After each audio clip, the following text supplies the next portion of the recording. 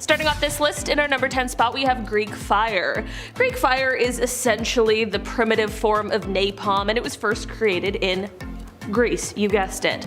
It was used often and efficiently for naval battles during the Byzantine Empire. It was used and worked well for these battles because it was able to not only float on top of the water, but it also was difficult to put out the fire using water. The secrets regarding this substance were guarded so greatly because it was such a powerful weapon at the time. The information on what it was made out of, how it was stored, or how it functioned remain a mystery to this day. The formula to recreate it has been tried many times, but it is currently thought that the particular storage and some sort of pressurized delivery system are what played such a huge role in its functionality and ignition, and we have yet to figure out those secrets. In our number 9 spot today we have Roman cement. Concrete is the most commonly used building material in the world, but our current cement, water, sand, rocks mixture is nothing compared to the original stuff. While our modern concrete was created in the 1700s, there was obviously stuff that was being used before. In fact, concrete was used quite a bit during antiquity by Egyptians, Assyrians, and Romans. The Romans seemingly used to generate the most, and they are the ones who really perfected the recipe that we just can't seem to replicate now.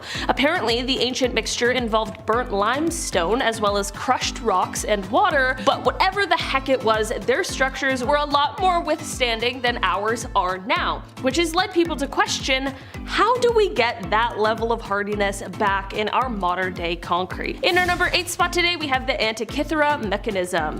The Antikythera mechanism is an extremely mysterious discovery that has stumped researchers ever since it was found. This artifact was found 150 feet below the surface of the Aegean Sea in a shipwreck, and it is the oldest kind of computer ever recorded, as it was dated back to the 7th century BC. The author David Chaldress likened the finding to if they found a jet plane in King Tut's tomb. That's how bizarre this discovery really was. Due to the complexity and oddity of the finding, alien enthusiasts have believed for quite some time that it may have been technology that was passed down from some sort of superior being. This analog computer may have had a ton of uses, and researchers aren't 100% sure about all of the ways it was used, but it is known to have been some sort of astronomical calculator. It was able to predict eclipses and different planetary placements. The mechanism was able to calculate the position and running time of each planet. How would they have been able to create this without the use of sophisticated astronomical tools? We have been able to recreate this mechanism to see how it functions, but no one is able to tell how it could have possibly been created. In our number 7 spot today we have Mithridate.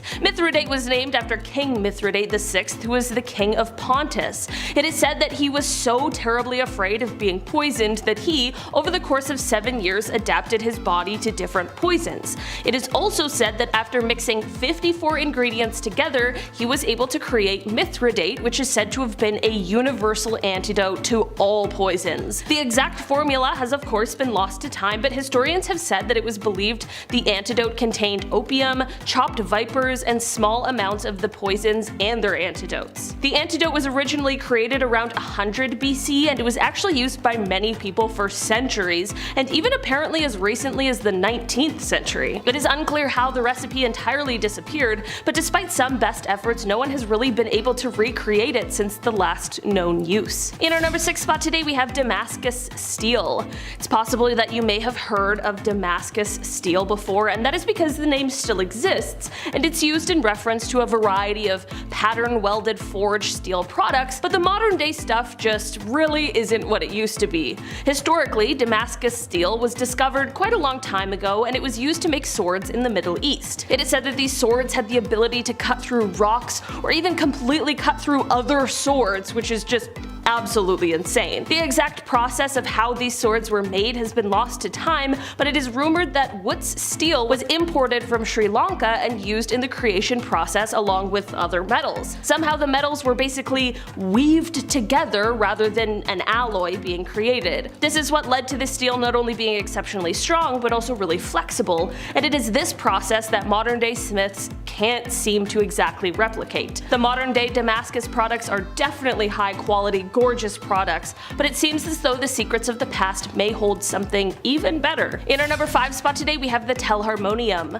The Harmonium is regarded as one of the world's first electronic instruments. This instrument was kind of like an organ, but it used wheels to create different synthetic tones. From here, the tones would be transmitted over telephone wires with the intention of getting the music broadcast so that people could listen in. Considering the fact that this instrument was created in 1897, that's a pretty cool invention for the time, so the fact that it once existed really is super cool. Unfortunately, however, the idea was taking too much energy from the grid, which led to it being just totally scrapped. Instead of finding out another way to use this instrument or just waiting for technology to advance to a point where this would be able to be used, they just destroyed it. Now, in 2020, not only does the Harmonium not exist, but there aren't even any recordings of it, so it seems as though this might be one thing that's just lost forever. In our number 4 spot today we have Ulfbert. This mysterious sword has been confusing ever since it was discovered by archaeologists. Experts were able to date this sword back to the Viking era sometime from 800 to 1000 AD, but no one could figure out how this sword was made,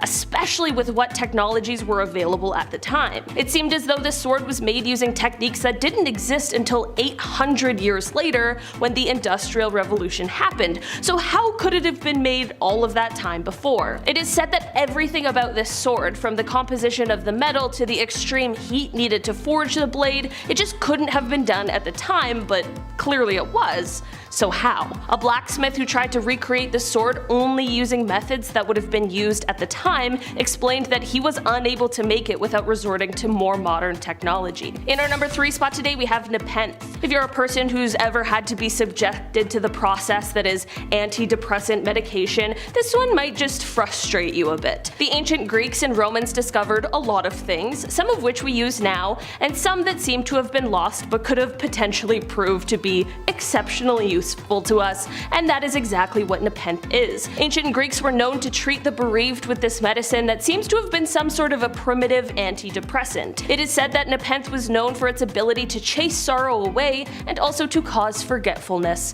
There are many references to this medicinal plant, but at this point we are completely unsure of which modern plant aligns with these ancient descriptions, or if the plant even exists at all anymore. In our number 2 spot today we have Stradivari violins. If you're a string instrument enthusiast, then you definitely have heard of the Stradivari family and the instruments created by them. These instruments were created between 1650 and 1750, and they were highly sought after in their day, and even more so now. Apparently these instruments feature an unparalleled sound quality that has been found to be impossible to recreate. The instruments that have survived through to the modern day are now worth hundreds of thousands of dollars, so it is abundantly clear that these instruments are incredibly valuable. Here's the catch though, experts can't agree or figure out what exactly it is that makes them sound so wonderful. Some have speculated that the magnificent sound comes from a fungus that grew in the region, some think that it's the density of the wood, but regardless, no one really knows for sure. At the end of the day, the secrets of the family art were laid to rest with the Stradivari family. In our number 1 spot today we have the Library of Alexandria. This isn't necessarily technology as we now think of the word, but this certainly was one of the greatest losses we've seen. This library is said to have held a collection of over 1 million scrolls, which are said to have been all the written works in the world at the time. The library was founded in 300 BC, and it was where the scholars of the time would come to study. When a person visited the library, they needed to give over any books that they had so that they could be copied and added to the collection of the library. It isn't exactly clear what it was that destroyed the library, but rumors range from Julius Caesar accidentally setting it on fire to an invasion that set it ablaze. At the end of the day, the building burned and everything in it was destroyed. What was in that building was absolutely priceless, and we can only guess at what kind of secrets it held. Unfortunately, many of what was in the library wasn't written anywhere else, so it's destined to stay a mystery. Number 10. Greek fire. You know what's scary? Fire. You know what's even scarier than that? Someone who can shoot streams of fire at you. While some people love the smell of napalm in the morning, they are usually the people doing the firing. And it wasn't just shirtless Americans who did the firing, no. Somehow, the ancient Greeks also used a proto-napalm that would be used against other ships in naval warfare. The substance would apparently cling to flesh and was impossible to extinguish with water. What puzzles us is that the recipe for Greek fire was never told to anyone.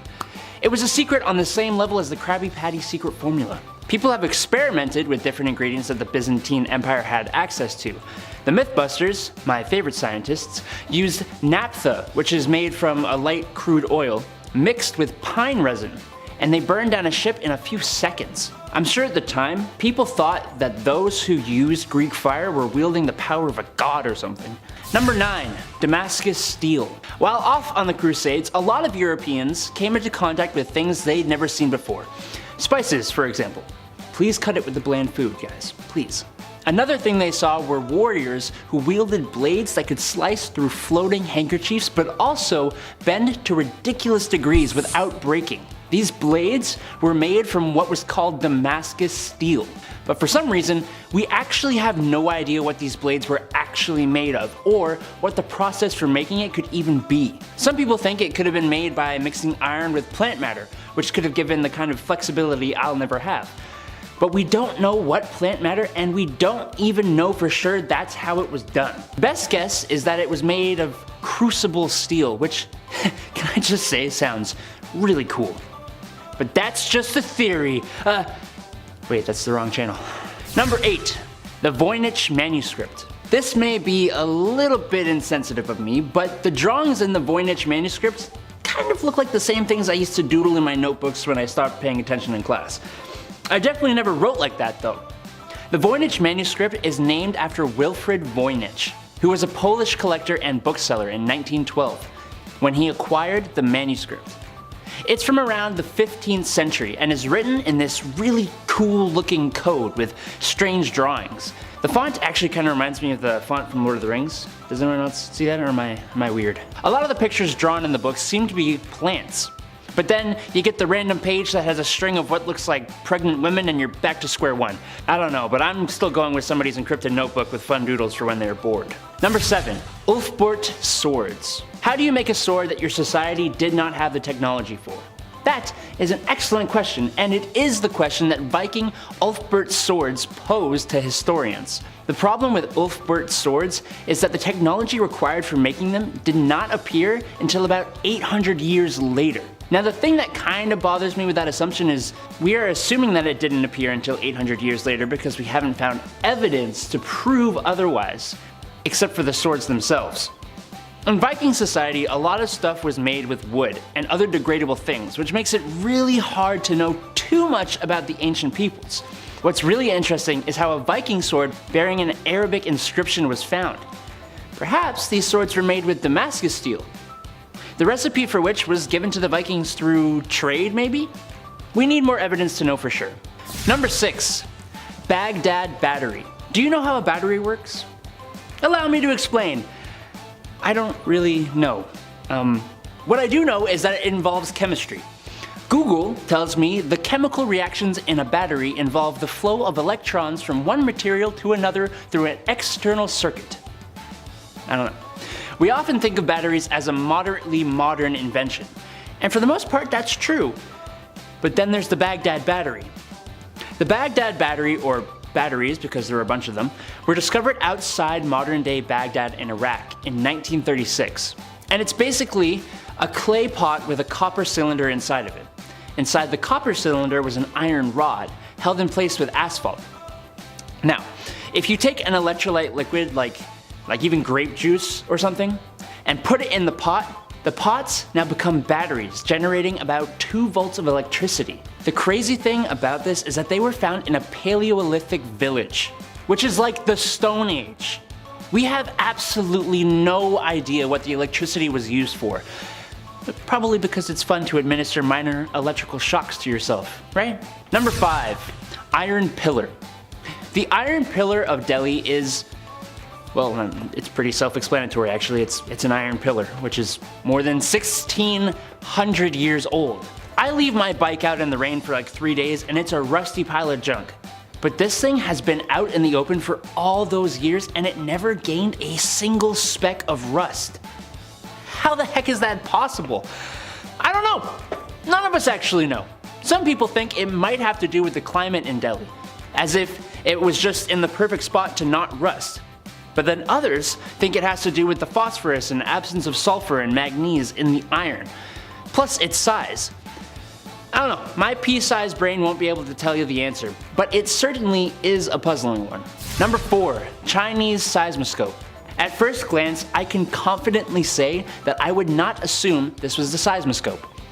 It was basically a big old pot with a bunch of dragons around the outside that would symbolize each direction on a compass. And when an earthquake would happen, the dragon that represented the direction the quake came from would spit out a ball into a bronze toad's mouth. Now, apart from bronze dragons spitting balls into bronze frog mouths, this is an extremely sophisticated device, and absolutely no one knows how it works. We have guesses about what could do it, but this thing can detect the direction of earthquakes 400 miles away. That's insane! And they still made it into a work of art. I am impressed. Good show. Good show. Number 3.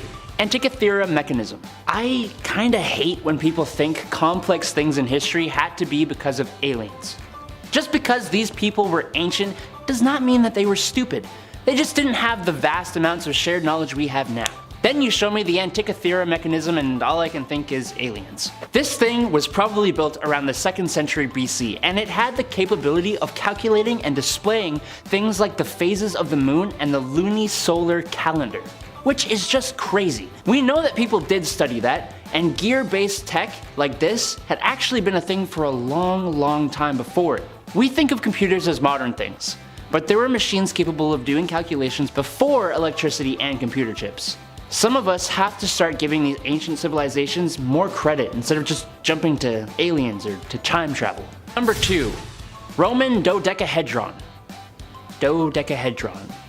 Dodecahedron. Dodecahedron. Dodecahedron.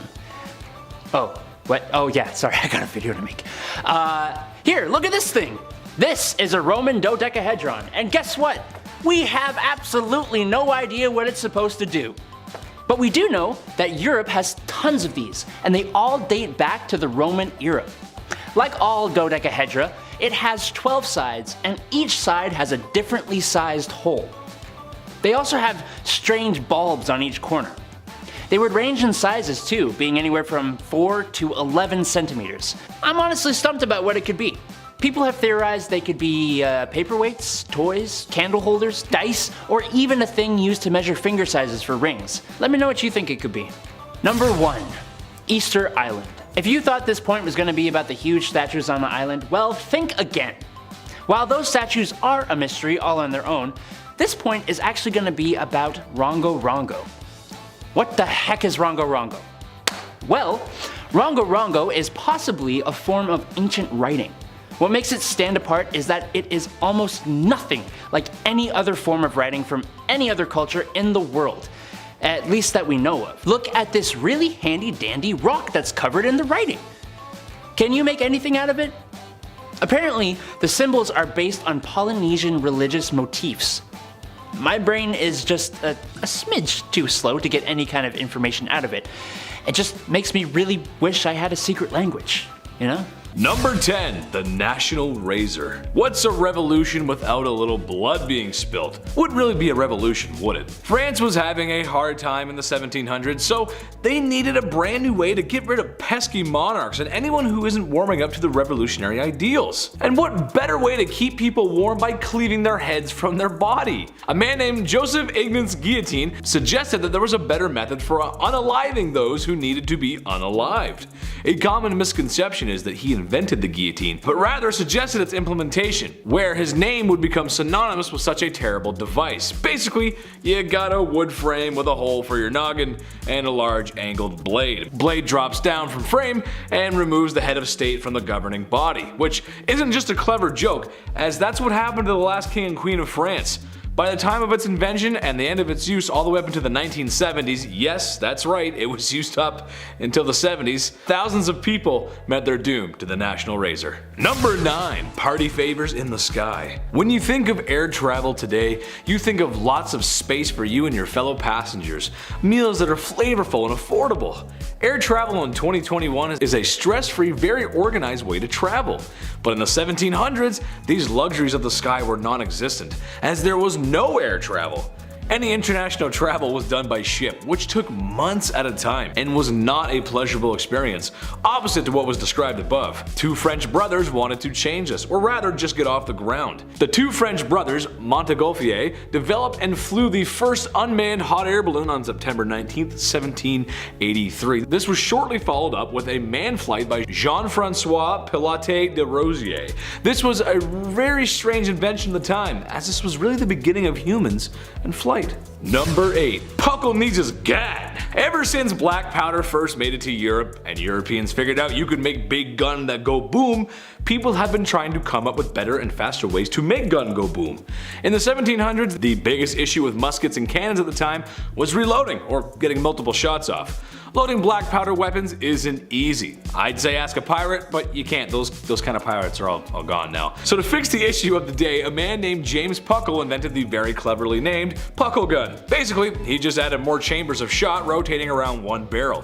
Although his idea for the time was genius, in practice it wasn't very effective, as flintlock and black powder are really the main issue. Clumsy, lots of smoke, and does not want to work in less than fair weather conditions. Number 7. Cotton Eye Joe. Dear YouTube gods, I am sorry that history is full of not so cool things, but here at Bumblebee, I'm the queen bee, and I'm here to give the buzz to my sweet honeybees. So in the name of good morals, monetization, and not getting smited, I'm gonna talk about your least favorite S word.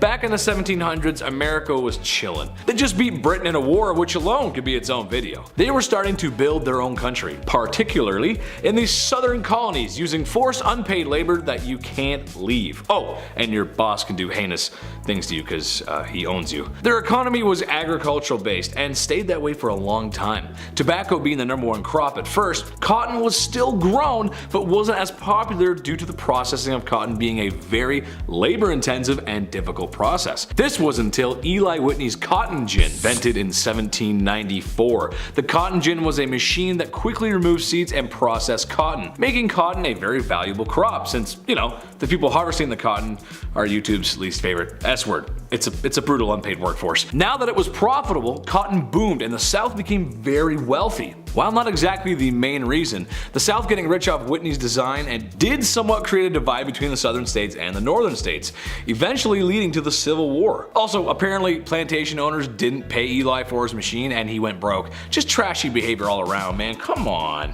Number 6. Yes, I'm a Russian submarine commander. I actually couldn't believe this one myself, but the submarine was invented in the 1700s.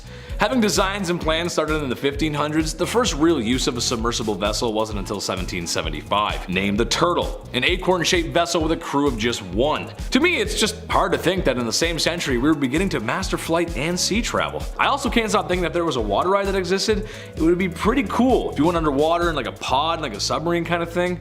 Just an idea for the mouse and the corporation. Of course, it wouldn't be years until after the Turtle that the submarine would see effective use.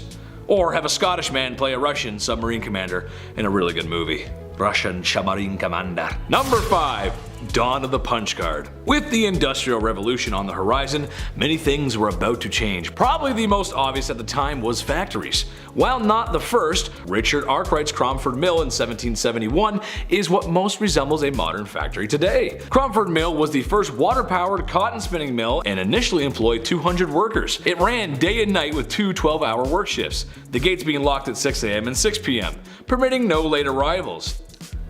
Oh, he likes to keep a tight schedule. Yeah, I can see the beginnings of a modern factory, alright. All you're missing is Bezos and a couple of drones to make it modern. All jokes aside though, these early factories changed the very fabric of not only Britain, but also the world. I mean, where would we be today with all that lovely pollution and those great and fair working conditions? I bet there was benefits too. Number 4. The golden liquid. You drink liquid and then it's gonna come out of you. It's simple, it's science. But sometimes other fluids need to be drained. Sometimes you can have difficulty using the little boys room. Personally, I'm still learning how to put down the toilet seat. I haven't quite figured that one out. How to make pee when a person cannot pee. Portly founding father Benjamin Franklin thought to himself as he was holding a kite in the rain. This is something I learned, which I didn't know, is that he invented the flexible catheter. Yep. Next time you feel a little weird because a tube is being inserted into a sensitive area, you can thank the man on the $100 bill. Invented in 1752 in order to aid his brother with bladder stones. It's strange though, you think of a guy inventing other things, but in reality, it's a really important invention and something that's very common in the medical world today. I just hope to stay healthy long enough so no tube has to go near my founding father. Number 3, pseudo-cool. Okay, so back in the 1700s, food was really hard to keep. For example, meat is packed with a salty brine in order to preserve it. It either has to be shipped overseas or last long enough through a cold and brutal winter. But plans for refrigeration were being drawn up, specifically the idea of vapor compression refrigeration.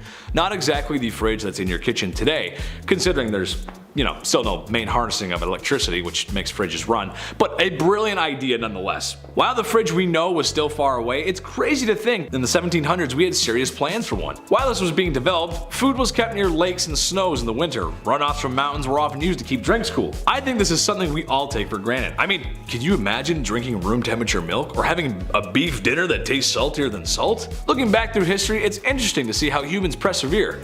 As much as I love food, I don't know if I could stomach food from the past. Thank goodness we don't eat anything gross today. Hey man, do you have any canned cheese left? I'm kinda hungry.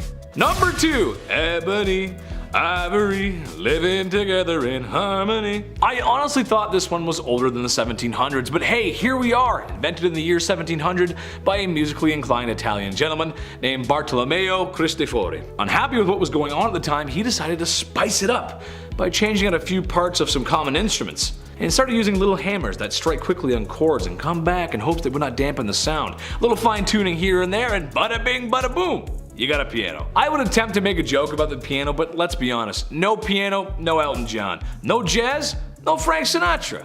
If you're asking me, that's a big problem. Number 1, ABCs. As someone who struggles with reading, this one makes me want to hide under my covers at night. I spent countless hours as a kid learning to read, and oh, man, the phonics lessons were brutal. And thanks to this invention, I can blame it all on the 1755 invention, the English Dictionary. Yep, that's right. One of the most influential too. Written by Samuel Johnson, it took 7 years to compile all the words I can't pronounce. He was commissioned 1,500 guineas for the project, which is worth about £250,000 today. Until the completion of the Oxford Dictionary 173 years later, Johnson's dictionary is considered to be the preeminent English dictionary and a huge achievement in scholarship. I mean, you gotta give the guy credit for writing this. Imagine writing an English essay for 7 years. But then again, £250,000 for some of my writing also sounds pretty good. All I have to do now is learn to read and write. Number 10, bowling. Where would we be as a species if we didn't spend the entirety of the 1990s in bowling alleys and arcades? In later years, they seem to have fallen out of style, and for the life of me, I can't figure out why. Where else for $20 a person can you spend time in a large building with the heat on, and the youngest people besides you and your friends is a league of retiree bowlers saying questionable things in the lane beside you? A blue carpet with planets and rocket ships has the same amount of character as the musky clown shoes you wear as you approach the snack stand. A waft of radioactive nacho cheese assaults your nose as the bubblegum chewing student behind the counter asks if you want another room temperature domestic beer. Nice. The foam and bacteria forming in your stomach is a classic tale of a bowling alley tucked away in a Midwest snow-covered state. Nice. Now, with my colorful depiction aside, let's get to the history. None of that glory would be possible without the Egyptians. Yes, they invented bowling.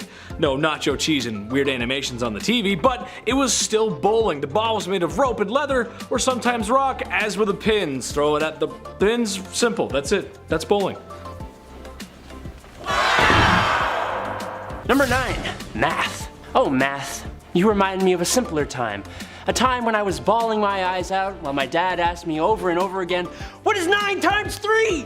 Expecting me to come up with the answer under the enormous weight of patriarchal pressure. 27, Dad! It's 27! While the ancient Greeks usually get credit for coming up with mathematics, they actually took it from the Egyptians across the Mediterranean. And then, yes, they improved upon it. The Egyptians used a numeral system that helped them solve equations involving multiplication and the absolutely disgusting fractions. These guys understood concepts such as geometry and algebra, and they were the first civilization to develop and solve second-degree quadratic equations. I don't even know what that means. I wonder if there was ever a little ancient Egyptian boy who got yelled at the ancient dinner table by his ancient father about finding the circumference of a circle in the middle of the night. Probably. Number 8, papyrus. I heard Egyptians like paper. Well, you're gonna be doing a lot of paper rolling when you're living in a van down by the river. Huh, strange. I think I've heard that somewhere before. Yes, the Egyptians gave the world papyrus, which eventually would become paper. Writing stuff down before this was very difficult. It was inscribed in clay or stone tablets. That's hard. How is a stenographer supposed to do their job? Or when you get mad at an office printer for not working, you can't just break the tablet. We've all been there before, and if I were to make a list of the most important inventions of all time, paper would be on that list. Number 7, black ink. So you make papyrus paper, but what the heck are you gonna use to write on it? Ink. You're gonna use ink. Obviously. That's right, the ancient Egyptians actually invented ink. Now, they weren't the only ones, the Chinese also invented ink around the same time as well. But this video ain't about them. The ink used by the Egyptians was made from soot and ash from burning wood or oil mixed with water. Some of their inks even contained lead that would help ancient Egyptians bind the ink to the paper. But they didn't just use black. They had red inks made from iron-based compounds as well as blue, green, white, and yellow.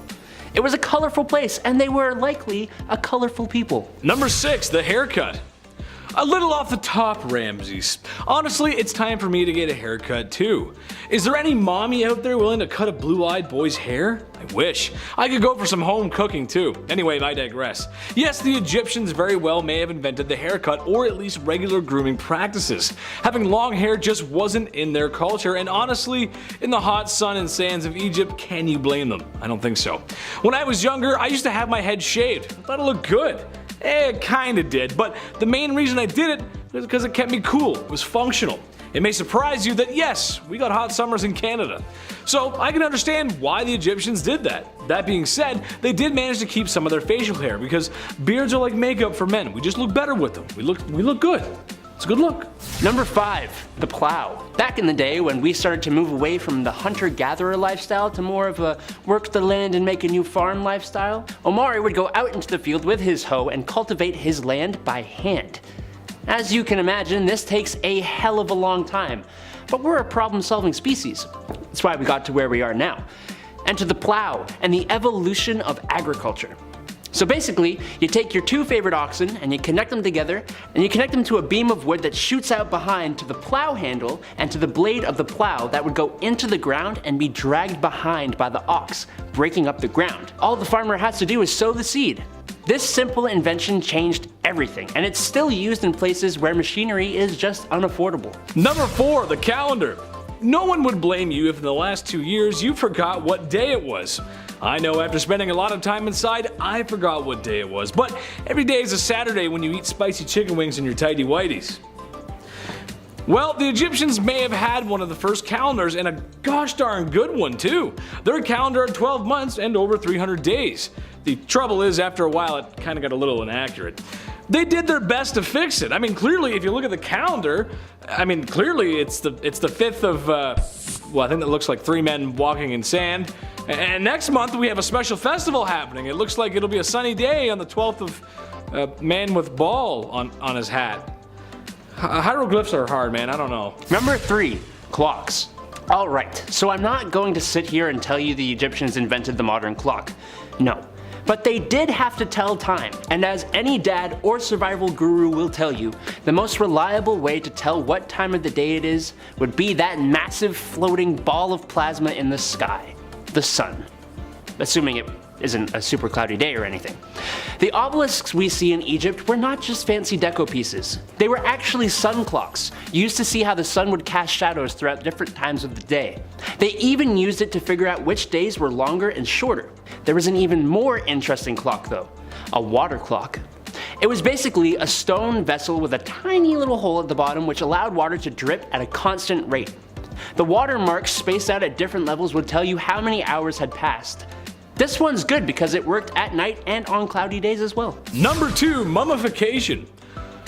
Welcome back to the land of the living, my friend. You've been gone for quite some time. Oh. Yes, the process of mummification, probably the #1 thing ancient Egypt is known for, maybe besides the pyramids. While not the only civilization of the past to practice this, they kinda ran the show here. Basically, the pharaoh's corpse has to stay fresh so their soul can make it into the afterlife. The heart stays, but everything else is like a furniture after a bad divorce. It must go. The brain was stirred up like a family reunion square dance and drained like last night's punch bowl. But wait, horror fans, there's more. Lungs, liver, bladder, intestines, stomach, kidney, and basically anything you can scoop out with your favorite ice cream scoop is going. But don't toss them out though. Some of these organs were preserved in jars. Makes nice decorations beside the piles of gold found in the tombs. Yes, my liver jars. Oh, yes. Number 1, cosmetic makeup. The ancient Egyptians created makeup as far back as 4000 BC. That's a long time ago. And that's how long we've been obsessed with our looks. Yikes. Their makeup actually served more of a purpose than just looking good though. The eye makeup they used specifically was believed to cure eye diseases, which wasn't true, and would protect them from the evil eye, which, I don't know, could have been true. Kind of like the ink, they would use soot, but they would combine it with a lead mineral called galena to create a black substance they called coal. That's K-H-O-L, not C-O-A-L. They had multiple colors actually. They would make green makeup by combining malachite with galena. Now, if you saw our bizarre beauty products and history video, you probably know that lead, even lead minerals like galena, aren't really great for you. But hey, anything in the name of looking good. Number 10, grid-based cities. Next time you find yourself at 2nd Avenue and East 59th Street in New York and get into a car accident or are just enjoying the pleasures of Manhattan traffic, you can thank the Romans. Also, shout out to New York. Chetty loves you. What's going on, New York? How you doing? How you doing? No, how you doing? Yes, it was the Romans who began to develop cities and Rome into a grid-like pattern. In a time before roads full of cars, this makes sense. I mean, come on, how much space and traffic can horses and carriages take up? There are benefits to building your city in a grid pattern.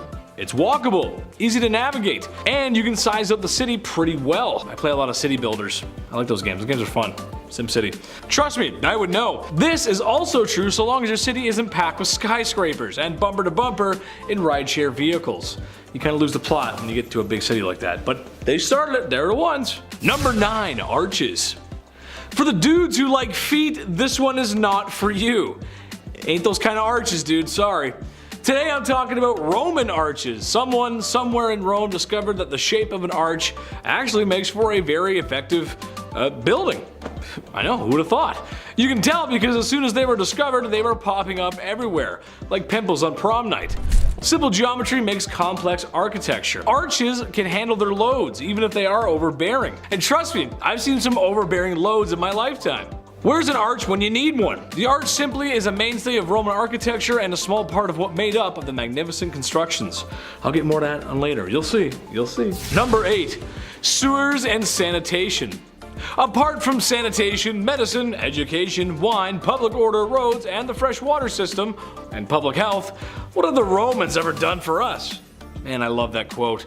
Both historical and comical. It's kind of like, I think that's why you guys like to watch me sometimes, right? We'll try it. We'll see. Best of both worlds. Well, it's true. The Romans understood how important sanitation was. While perhaps not the first invention of such, they are the inventors of the modern use of such. The Mediterranean is gorgeous, but after a diet of fish from the sea and pasta, well, you gotta go. One of the ways Romans did this was public bathrooms, except it's more like a room where you and the whole city just do what must be done in front of one another. There's no stalls, it's kind of just lined up. It's a little gross, a little bit. So yes, the sanitation was a great thing, but going together all at once?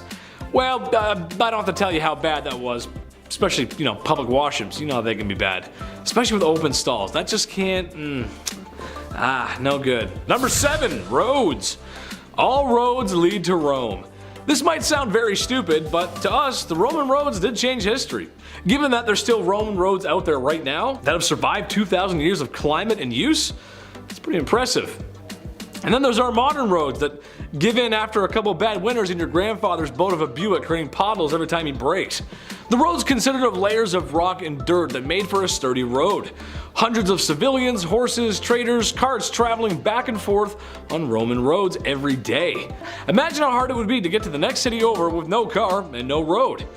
That's some rough traveling. Too bad we couldn't have them back or build our roads today. I've got some denarius for the next Roman to build me a road, baby. Come on over, build us a road. Number 6, aqueducts. These are honestly amazing feats of engineering. Even today, it's a lot of bricks to lay down for a little bit of water. So the question is, you build a very busy city, probably the most impressive city and cities of the ancient era. You need 2 things for all those folks, water and food. Okay, well, we can do farms outside the city walls, no problem, but water, we need people to drink water, and those farms need water too. How do you get water to a busy city center? Aqueducts. Basically, a long bridge that connects freshwater springs to the fountains in the city, essentially running water. This, for the time, was very incredible. Hundreds, if not thousands of years ahead of their time. To be able to walk into town and drink fresh water was a luxury, one that Rome might have taken for granted. Now every home has running water, and it's great and we all love it. You love tap water, I love tap water. Where's my Brita? Number 5, Roman numerals. Attack of the math. Look, I don't want to give the Romans too much credit, but gosh darn, I guess they did a lot. Sure, we don't use their numbers in regular life today, but they still appear in places once in a while. Like the Star Wars movies, they use them. They have titles and names, and sometimes just to confuse students when trying to tell time. Sometimes the clocks have Roman numerals on them for some reason. For once, that was something actually I didn't struggle with in school. Who would have thought? The Roman numeral system is based on certain letters representing 1s and 10s until it gets into larger denominations, and more letters get thrown in. Basically, anything from 1 to 1000, you're good. You're doing great. After that, you're gonna need some more papyrus. I had enough trouble with algebra and adding some letters to my numbers in math class, but now my numbers are actually just letters? Whoa, I don't think so, cowboy. I didn't sign up for that. Nope. I'll be in drama class. Much easier. I'm not going to math class. I'm going to drama class. Nope. Number 4, the Julian calendar. Imagine being such a mighty and powerful leader that you get a calendar named after you. Yes, the Julian calendar is named after Julius Caesar, the man, the myth, the legend. You might be thinking to yourself, well, we don't use that calendar today, do we? Well, as it turns out, we do. Most of the world goes by the Gregorian calendar from Pope Gregory, which was a revision of the Julian calendar. Yeah, I know, I was surprised too. I didn't know that. Wait till you hear where the months of August and July come from. Your boy Augustus and yet again Julius Caesar. Yes, the dude made a whole month for himself and just threw it in there. Okay, now hear me out. We're gonna break some stuff down here. Ready? Octa, Nova, and Deca are all prefixes for 8, 9, and 10, right? Just like October, November, and December are the 8th, 9th, and 10th months out of the year. That makes sense. Big prank though. I got you, nice try, because after July and August were added, the others got pushed back. But it's crazy what you can do with a little power, it's crazy. So now October, November, December are 10, 11, and 12, they got pushed back. See, it's crazy, you ever wonder that? See, that's how they did it. It makes, there's some people like, I actually didn't know that. I open up your mind, brother. That's what I do, that's what I do here. Number 3. The Empire business. I'm in the Empire business. Yes, all Walter White and Saul Goodman references aside, also good show, watch it. When one thinks of empires, the Romans just come to mind. Many have come and gone, and others have had bigger and lasted longer. However, none really had the influence and power of the mighty Roman Empire stretching all over the Mediterranean, Northern Africa, and even some parts of the Middle East. Senatus Populus Romanus.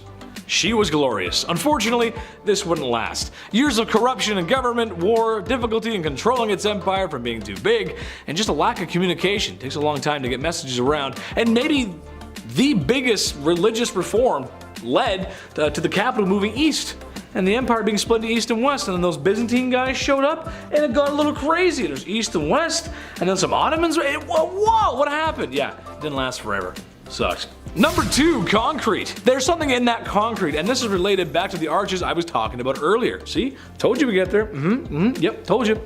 None of the gorgeous buildings Rome had ever constructed would be possible without use of their concrete. Using volcanic ash and lime mixed with a base aggregate made for a very tough and durable solid building material. You can even use this stuff underwater. Sounds like I'm giving you guys a sales pitch.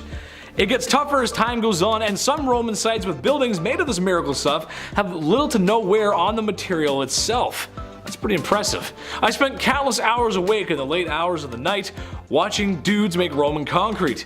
Am I a builder? No. Am I a tinkerer? No. Should I have been in bed? Yes. However you look at it, it's just cool stuff. There's some cool videos out there. It's really cool stuff.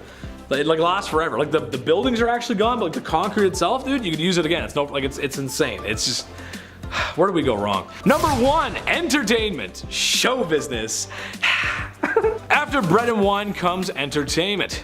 Okay, no, they didn't invent fun, because Romans probably had a different idea of fun than we do. All you have to do is look at the Colosseum and some of the other large sports event centers they built. Yeah, it wasn't just the Colosseum in Rome, but across the Roman Empire there was more. Why? Because they needed to be entertained. Gladiators, lions, fights, you know what was going on. There's always been actors, storytellers, but it was the Romans who made it theatrical. If you ask any acting teacher, that's what'll tell you what counts. The theatrics. Kicking off the list at number 10, burials. This list is full of interesting objects that Neanderthals created, like tools or weapons, that kind of stuff. But the idea of burying your loved one after they've passed on, well, that had to start somewhere, didn't it? Ancient Egyptians arguably did it the best. The rich were buried with their treasure and goods because they believed that death on our world was just the start. There was another life afterwards, and they would take their treasure and good stuff with them. Bye.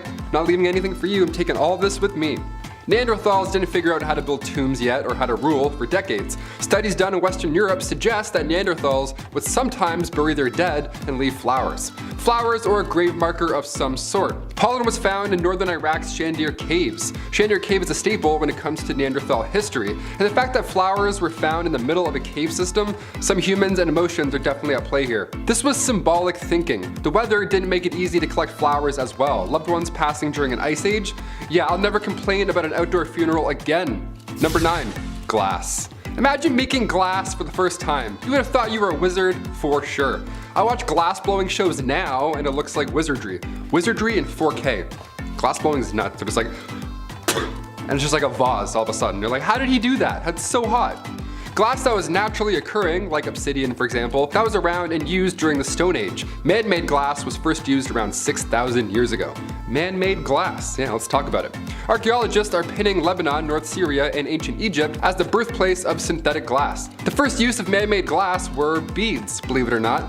Imagine being the first person to rock beads. The confidence. Mid-2000 BC, guy decides to glaze up some beads. What an icon. Now we get to do this. The beads, it's a cool door. Number 8, sharpened stones. Some of the oldest tools in history could be laying in front of you and you would have zero idea. You have no clue. Coming from the shores of Lake Turkana in Kenya, these stone tools date back to around 3 million years ago. Yeah, these are predating the tools before that I mentioned by like 700,000 years. They seem to predate humans in the Homo genus as well, so that's interesting, that's kind of concerning. The volcanic ash and minerals around these sharpened stones date back that far, millions of years old. Stones in history can get a little dirty, to say the least. Not all these ideas that involve stones or sharpened stones are the best. French anthropologist Philippe Charlier shared toilet hygiene history in the British Medical Journal. Perhaps one of the most intriguing parts explains how these flat terracotta discs were found in ancient Greek sites and they had residue on them. They had a certain residue on these sharp rocks.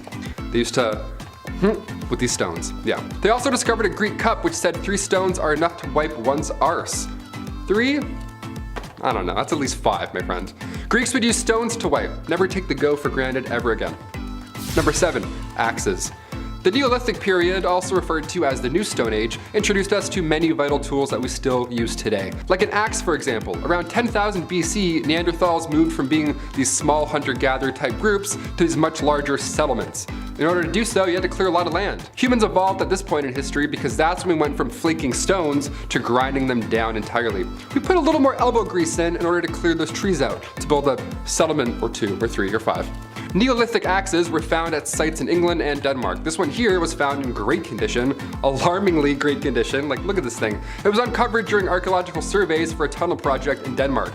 Imagine finding a 5,500-year-old axe in the middle of your shift. And in case you're wondering, the lack of oxygen in the surrounding clay is the reason why the wooden handle was preserved so well. It almost seems like it was placed there as some type of offering. My first thought is that it's for sure belonging to the Odin-Thor family. I don't know. It's placed downwards, you know what I mean? No one touch it. Number 6, spears and arrows. Perhaps one of the most vital inventions, one we for sure still use today, always, of course. Arrows and spears were a necessity when it came to hunting, and for people in the Stone Age, all they needed really was wood.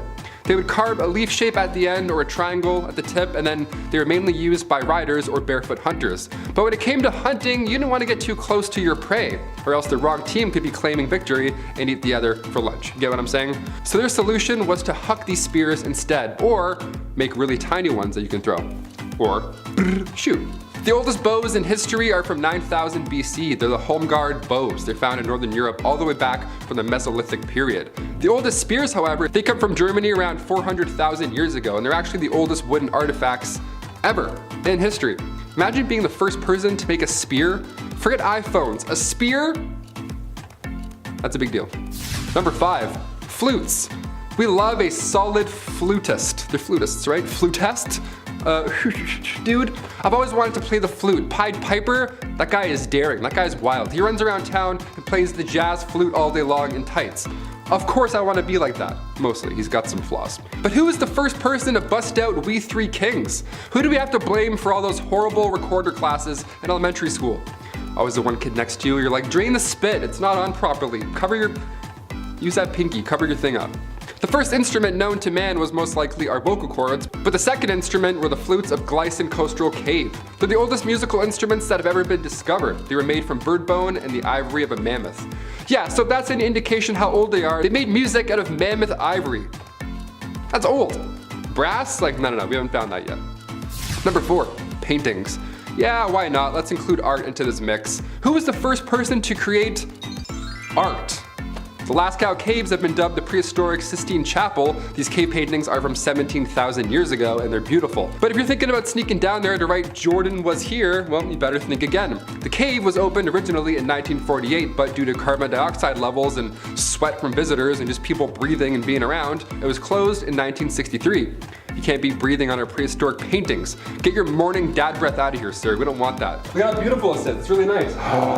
Learning about our history is challenging, but it's slowly fading away. We're breathing on it all day long. But these caves in France are not home to the oldest paintings in the world, believe it or not. Altamira Cave in Spain houses cave paintings from 35,000 years ago.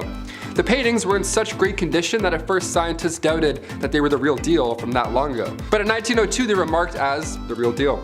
These ochre and charcoal images are the most well preserved on the planet. Meanwhile, I'm over here still drawing the sun in the corner of my page. Number 3, blades. Around 80,000 years ago, the first ever 5 o'clock shadow appeared. And it wasn't my family, we don't have those. An upper Paleolithic stone tool tradition came from Neanderthals and also the first modern human. It's a big deal. This method here was to shave up your face so you're not, eating your own mustache for dinner, and it was entirely new to the game. During this process, Neanderthals would often break off these sharp flakes from the core of a large stone and then use those chips as blades. Horrible, just imagining that. The Aurignacian culture, appropriately named after the French village of Aurignac, where Neanderthal remains were found back in 1860, this culture is the first modern human in Europe. Looking back to around 100,000 years ago, we had to use seashells. And when I say seashells to get rid of hair, I don't mean they would, glide across the skin or anything like that. They would use 2 shells, then use them together as tweezers. Yeah, 1 by 1. Seashells, can you imagine? That's horrible. Can you hear that? That's the sound of our ancestors plucking their unibrow. Sounds painful, right? Ah, yes, it was. Sharpened clamshells were later used in the 19th century because we realized that they're flat enough we can probably just swipe off the hair. It saved a lot of time. Still horrible, but we saved a lot of time. We figured it out. Number 2, the wheel. One of the greatest inventions of all time, and now all we want is hover cars. How disrespectful, we just got this thing. The wheel, the idea of the wheel is unlike any other.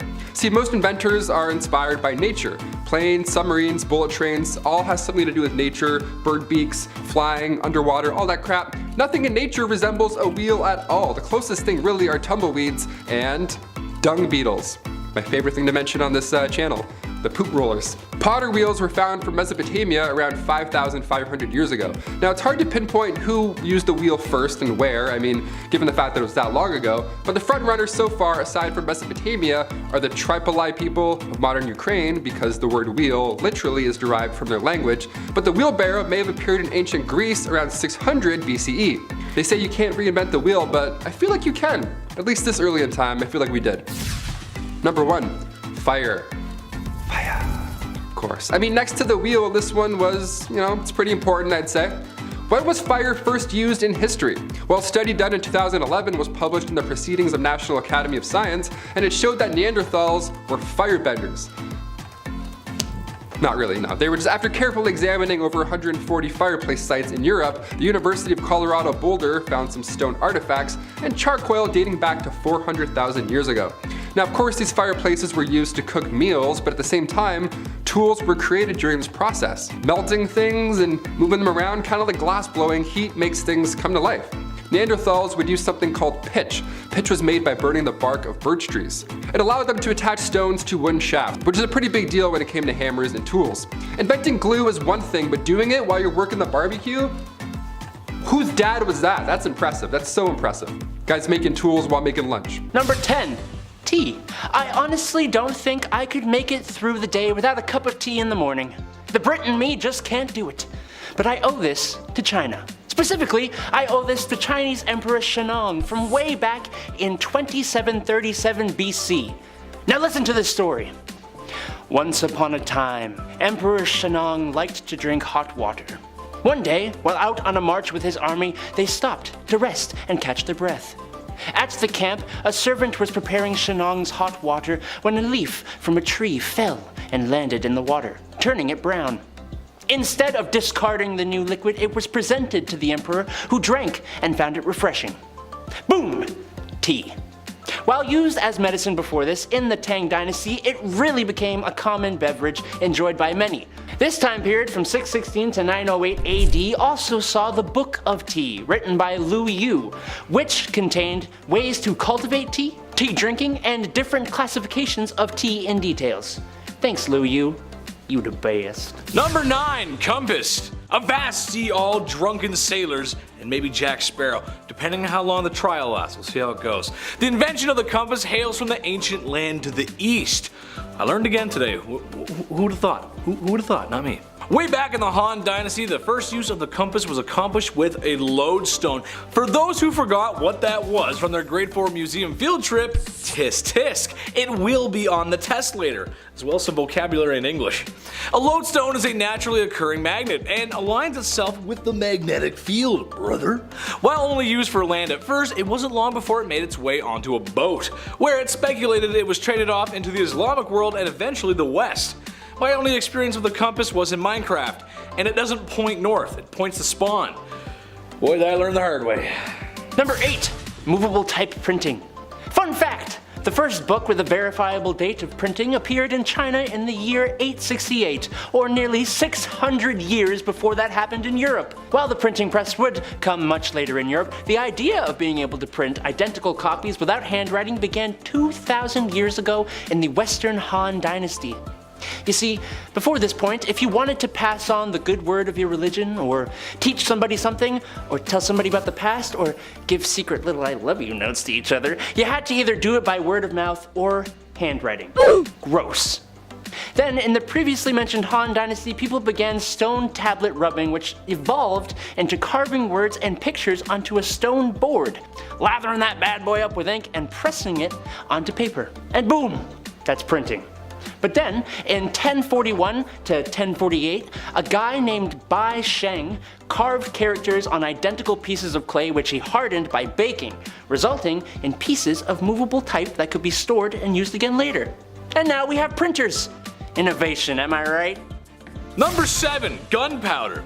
Okay, sure, we all know what gunpowder is and what it does. After all, what's a soldier without his blam blam? A cowboy without his big iron, or a pirate ship without cannons? I'd argue those things are nothing without that. However, I'd like to think of a more peaceful use, and not just because YouTube sweats when I bring up pistol. I remember a long time ago where my father would get a bucket from the Schmoem Depot. He'd fill it up with sand, and we'd walk to a secluded part of the suburban area and launch fireworks.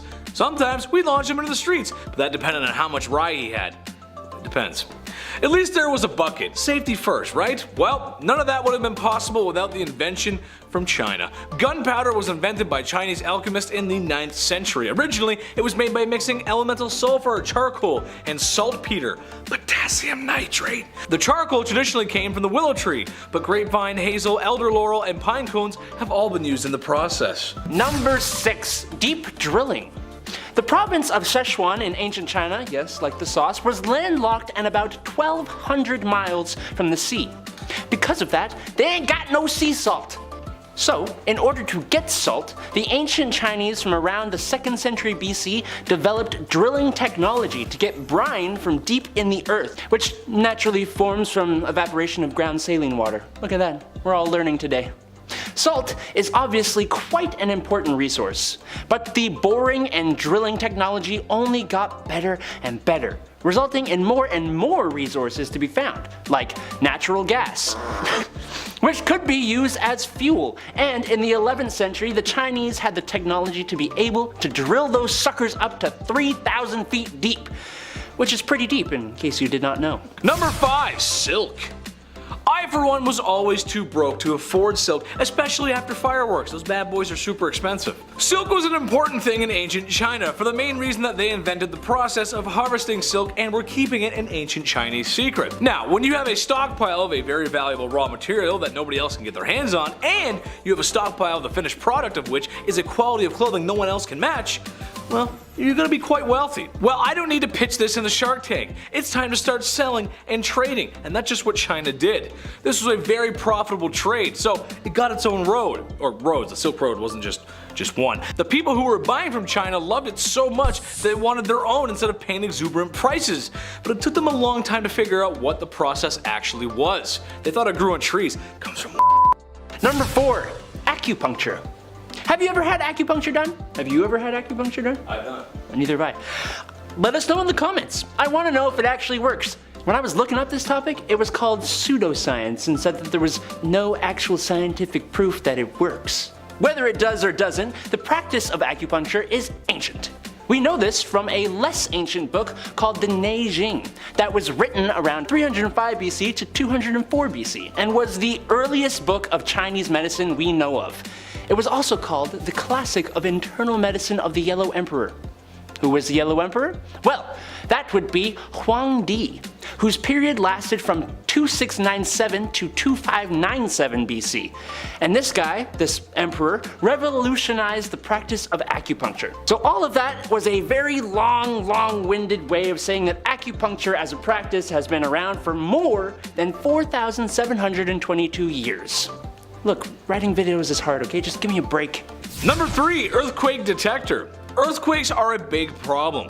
It's an issue in California as they're still waiting for the big one. It's a problem in Pokemon, when the gym leader I thought was going to be easy surprised me with an earthquake and like one-shots my team. And it was a problem in ancient China. I've already experienced one before myself in real life, and if I had to describe to anyone what it felt like the ground was a waterbed. Some of you are probably not going to know what a waterbed is, but that's what it felt like. Well, it was so much of an issue that Zhang Heng made the groundbreaking invention of a seismometer, a device that can detect ground movement. It can't predict them, but it can tell you where they're coming from, using vibrations and tiny balls that would fall into frog-shaped cups depending on which direction it was coming from. Something that goes hand in hand with the compass from earlier. Interesting. Number 2. Beer. First tea, now beer? Oh, wait, no. First beer. The earliest recorded consumption of beer was in China 9,000 years ago. I could kiss these people. 2 of my favorite beverages. That's it, I'm moving back in time to ancient China. Only this beer wasn't exactly the same as the kind of beer we would think of made of barley. They used rice, hawthorn, honey, and grapes to make their beer. This 4 or 5% alcohol was mentioned in inscriptions from the Shang dynasty, so that would be 1600 BC to 1046 BC. But pottery from around 7000 BC contains traces of this same kind of alcohol. That's before even the Egyptian pharaohs. And 3,500 to 4,000 years before the Sumerians created the Western modern-day interpretation of beer. The liquid was known as zhu in Chinese and is often used as a spiritual offering to the heavens and the earth or to ancestors. And you know what? It still is, baby. Number 1. Paper money. The Jiaozi currency was the first time in history we used paper money. The stacks, the wad, the dough, the shkarol, the Benjamins, the Bordens, dead presidents, and the bread. There's no greater feeling than walking into a mall with a wad of cash, is there? JCPenney, here I come. Well, we have ancient China to thank for that. Well, sort of. Coins and metal were still more common and used for hundreds of more years before we started printing. In reality, the paper makes more sense. Before printing, coins could have been manipulated into making doubles or counterfeit. There wasn't a press yet, but with paper, it could be issued certain identifiers and used for certain things. The problem with the Jiaozi money is that it wasn't backed by anything, so it did cause a little bit of what my generation knows too much, inflation.